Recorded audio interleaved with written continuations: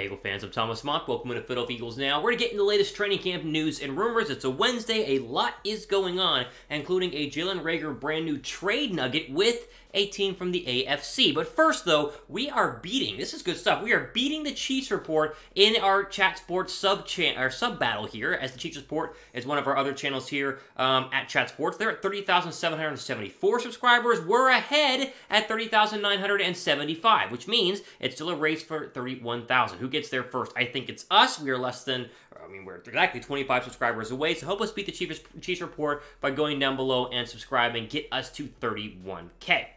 Okay, as mentioned, there is a little bit of a trade buzz going on right now with Jalen Reagor. I'll be honest with you, it's not a ton. It's nothing crazy. It's not like Philadelphia is actively trying to trade him, or at least they aren't saying they're trying to do that. We know teams behind the scenes could very easily do that. But there was an interesting article on BaltimoreRavens.com kind of citing a Bleacher Report saying that the Ravens could be interested in adding another wide receiver, another target for Lamar Jackson. And, of course, Jalen Reagor could be a real option for that, as he's one of the few wide receivers who could still be on the trading block based on what we've heard, or at least what we heard a couple of months ago. Now, something I did not know about, but apparently is true via the BaltimoreRavens.com, is that the Ravens were interested in Reagor during the 2020 draft. So that's close to where Reagor could have gone and stunk for the Ravens instead of stinking for us, but, what are you going to do? Now, Quez Watkins does have a minor hamstring injury. I'll update you on that in just 1 second, but that has seen Jalen Reagor getting some first-team snaps, meaning they might be able to, flash his abilities now and entice the Ravens to make a trade. So all on that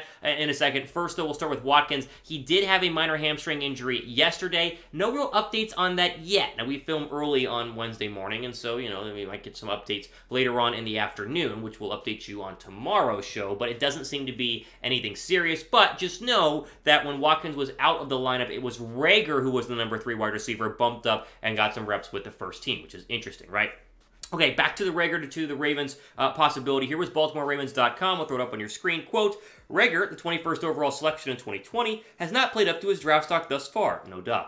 In 28 games, including 24 starts, Reagor has 64 catches, 695 yards, and 3 touchdowns.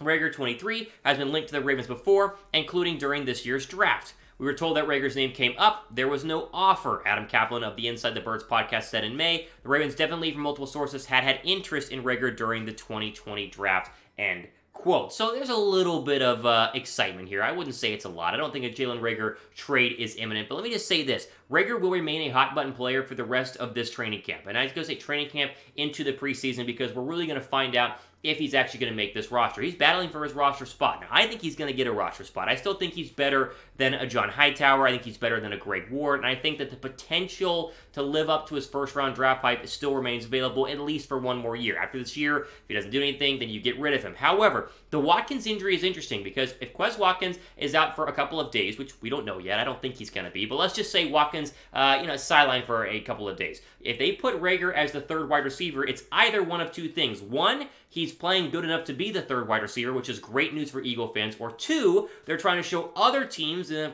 a trade scenario, like with the Baltimore Ravens, to say, hey, look, he's with the first teamers, looking good, trust me. Oh, we love Jalen Reagor, he's a first teamer. Oh, wait, Baltimore, you guys want him?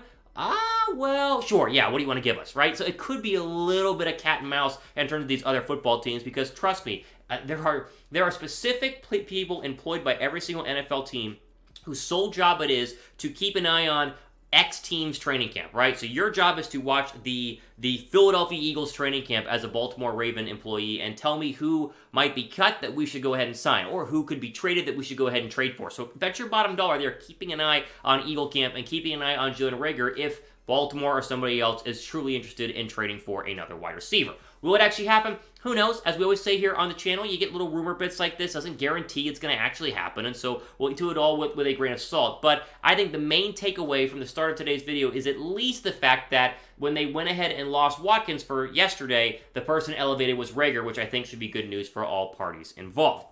Okay, add, rate, pin, comment down below. Would you trade Jalen Reagor? What do you think? Let me know down below in the comment section. Type Y down below for yes, or type N down below for no. All right, let's give you kind of a bummer update here on the channel. And again, as I always say, it's training camp. Guys have good days, guys have bad days. But according to one of the Bleeding Green Nation insiders, guy I've spoken to before, Brandon Gouton, he's talking about how Nakobe Dean has struggled at the linebacker position. I don't think struggled is the right word. He just hasn't looked as good as some of the other guys. We mentioned TJ Edwards the other day. He looks fantastic, right? Not looking as good in terms of Nakobe Dean. Here was Brandon, again from Bleeding Green Nation, one of my favorite Eagle websites, on Twitter just the other day. Quote, "Can't say Nakobe Dean has stood out through 5 days of camp.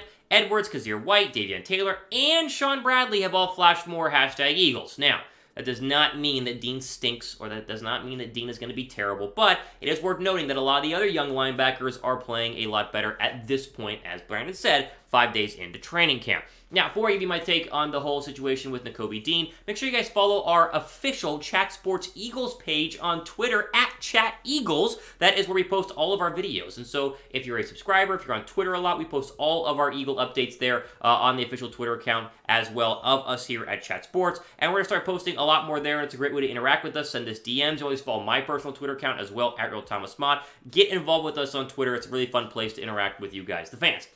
Okay, I think it's just important to note that Dean does have a long way to go, and I think that there's something to do with the fact that he fell to the 3rd round. Now, whether it's the size, whether it's this whole injury thing that apparently is not true because he has been practicing, or NFL teams just realized that he wasn't ready to be a starting linebacker, I don't know. But the odds of him rolling into training camp day 1 and being the best linebacker on a squad of some really good young guys. We talk about Edwards, we talk about White, Davion Taylor, I'm a big fan of last year. I think Sean Bradley has some game in him. It was just a long shot for him to instantly start. And so you're going to get comments like Brandon's talking about how he's not looked great, which is fine. I mean, I'm not saying it's wrong. I think you've read that too, that he hasn't been up as good as the other linebackers, but it doesn't mean he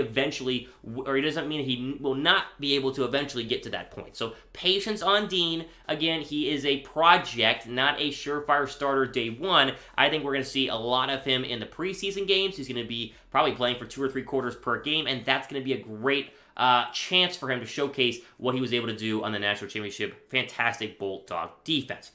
Okay, what do you guys think? Predict the starting linebackers for week 1. You guys have a choice for who you think will start week 1? I think we're talking about White. I think we're talking about Dean. And if they're in a 4-3, then probably a little bit of Sean Bradley. I mean, these are probably Davion Taylor. Those are my starting 3 right now, but really it's going to be White and Edwards. But give me your thoughts in the comment section down below right now. Okay, one thing you should definitely jump on is the DeVonta Smith jerseys, which are back available right now. The stock has been crazy on these things in terms of being available, not being available. Chatsports.com/Devontae is the link that you need to go and pick up your DeVonta Smith jersey, which I have hanging behind you. You've seen me wear it in previous videos. It's the official one. It's the real deal Nike thing. I got mine in midnight green. They have white. They have the black. They have obviously midnight green as well. All the different sizes are still available. Pick up your DeVonta Smith jersey. You see the link on your screen. It's also down below in the description box right now. I will end up on some shorter training camp notes. These are just little interesting nuggets I've heard about over the past couple of days. Again, not crazy stuff. That's why it's the end of the show, but still important for you fans to know. The first of which is Jordan Davis. Davis has looked fantastic, and we talked about this in a video earlier this week, but I want to re-emphasize it and hit home that he has been really good and has gotten some first-team snaps. Now, that leads us into something that I think is fascinating. Philadelphia has experimented with a 3-4 defensive line, which if you're not familiar with these defensive fronts, they've always been a 4-3, 4 defensive linemen on a base defense, 3 linebackers behind them, so a middle and 2 outside, but they've kind of swapped a little bit and gone with 3 down linemen and then 4 backers, 2 of which are outside linebackers like a Hassan Reddick and a Josh Sweat, meaning they're not down in a 3 technique with their hand on the ground, they're actually stand-up linebackers like Von Miller is, for instance. So they've gone back and forth on this, and I wouldn't be surprised if Philadelphia does both during the regular season. Now, not a lot of teams do this, so it'll be interesting to see how it actually works, if it does work, but just know that they've seen that at training camp, and I think a big part of that is the fact that Jordan Davis looks fantastic and is a vintage 3-4 defensive tackle, a nose tackle, and that sort of scheme. Also worth noting is Zach Pascal. I think he's been a little bit underwhelming so far. We saw that with the Reagor, update being moved forward in terms of the number 3 guy when Watkins went out. I think Pascal will make the roster, but he's not looked necessarily great. He might be the final wide receiver to make this roster. If Reagor does, Pascal could be 5. Do they sneak a 6th guy in there? I'm not sure, but I think that the wide receiver depth chart will be seeing a lot of cuts and could be seeing some early cuts as they go from 90 down to, what is it? They cut 3 or 4 a couple of weeks from now. I'm not sure how it all goes, but down to 53, there are going to be a lot of wide receivers who are let go from this roster. Okay, let's end on this. Do you trust, who do you trust more at wide receiver? You trust Reagor? Do you trust Pascal? Type JR down below for Jalen Reagor, or type ZP for Zach Pascal. All right, at the end of today's video, make sure you guys turn on the notification bell for plenty of more updates coming up Thursday and Friday, as we always do here on Philadelphia Eagles. Now, hit that notification bell, and if you made it this far to the end of the video, type Real One down below, and we're going to shout out 10 subscribers that comment. Maybe tomorrow, maybe Friday. We'll let producer Trace figure that one out, but type Real One down below for a shout out. We'll give our first 10 subscribers to do that a shout out in the next video.